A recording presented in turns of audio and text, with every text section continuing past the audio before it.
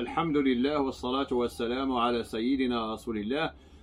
في كتابي الجديد التحفة الجزائرية في أسباب ضلال الحشوية بينت بالدليل القاطع أن هذه العقيدة التي ينشرها البعض بين الناس على أنها عقائد السلف ما هي إلا المنهج اليهودي في الاعتقاد. المنهج اليهودي في الاعتقاد، والله وبالله وتالله لقد خدعوكم وكذبوا عليكم.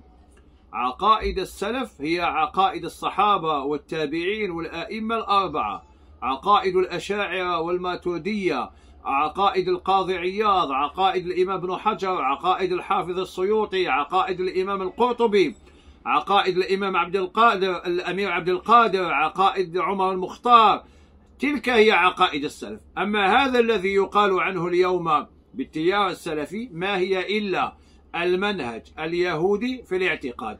ومن أراد أن يحقق ذلك فعليه بكتاب التحفة الجزائرية في أسباب ضلال الحشوية. هذا أهديه لأهل السنة في سائر أقطار المسلمين وفي إلى سائر الدول وإلى سائر الشعوب الإسلامية. هذا الكتاب يبين أنها ليست عقائد السلف، وإنما خدعوكم هو المنهج اليهودي في الاعتقاد. السلام عليكم.